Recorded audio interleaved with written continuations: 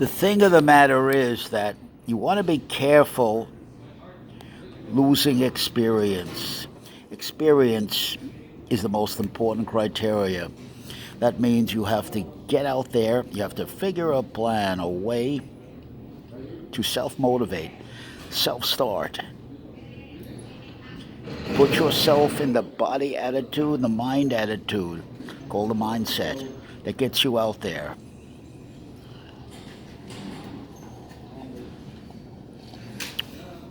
And then you need an accumulation of experience. You can't get away from that. You've got to make mistakes and figure out what went wrong. And after a long period of time, with much discipline and much suffering, you'll be able to forge a being that is literally impregnable.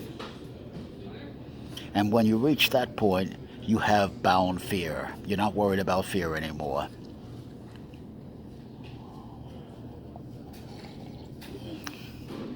Because you have the experience to fall back on. And if you're a good self-hypnotic subject, you've given yourself repeatedly in different variations the suggestions for deep, deep, deep within total relaxation, which puts a filter, a good filter around yourself. It's almost like a bulletproof vest. And then you have to develop, and that's where the experience comes in, to be able to respond and react,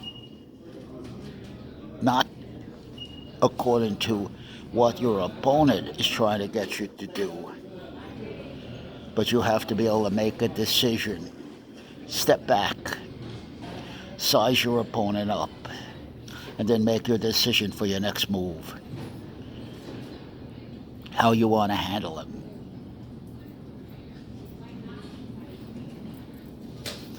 It's all diagnosing. He's diagnosing you. It's called sizing you up.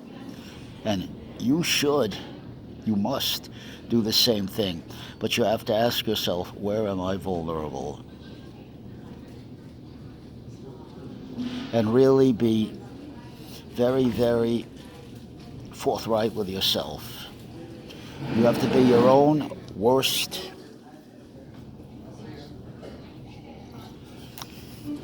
most aggressive critic. How else can it turn out? All of this takes experience. To have the deja vu experience like you've had it before, you practice psychodrama under hypnosis, visualizations, theater of the mind. It's a simulation or a substitute for all the experience that a man like me at 5'2.5" with no appearance, the environment will not let me get the experience. So if I'm a smart man, I observe. I listen very carefully and I glean. And then I have to keep coming back and asking myself the vital prompts, the vital questions. And I have to be prepared by mindset to learn from every situation. Is my teacher.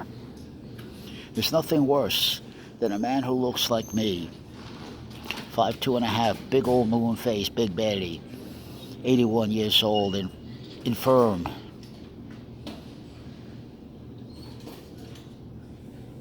To be codependent. Because once you give in to codependency luxury, it becomes a habit, a way of life, and then you're finished. You watch yourself spiral downward. You'll always need somebody to give you a nice warm fuzzy to start your day, nice warm fuzzy to put you to bed, and so on and so forth. And without even knowing it, you've been co-opted. You're sold out. You're sold out. You're dangerously sold out. You have to live with it. And it has a cumulative effect. That's the danger of it. And soon all of this piles up and becomes initially, if you're emotionally vulnerable, becomes an engram, and those engrams get merged, get buried deep within the total being. They hide. They're the monkey in the corner. It's always there. It just changes corners. It's an addiction. You can't get rid of it unless you know exactly how to do it, because the monkey moves to a different hiding place. If you understand what I'm talking about, this is heavy.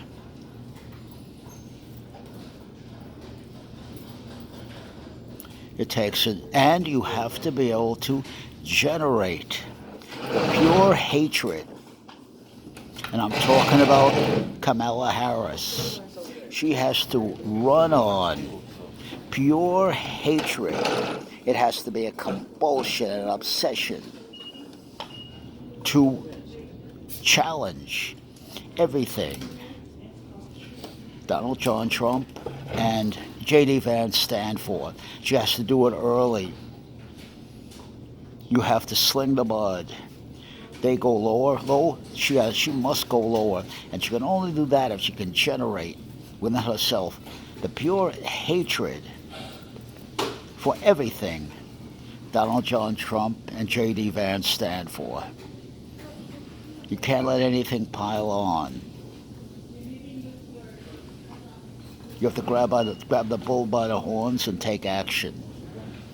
You can't let it live a life of its own and run a campaign, or it will be overwhelming, and you'll find yourself buried deep under all the accumulation of attacks that you should have answered back to at the time, and you just let it ride. You wanted to be a nice guy. There's no place, I'll tell you from my own experience, there's no place anywhere for a nice guy. It sounds nice in theory, but in reality there's no place anywhere for a nice guy.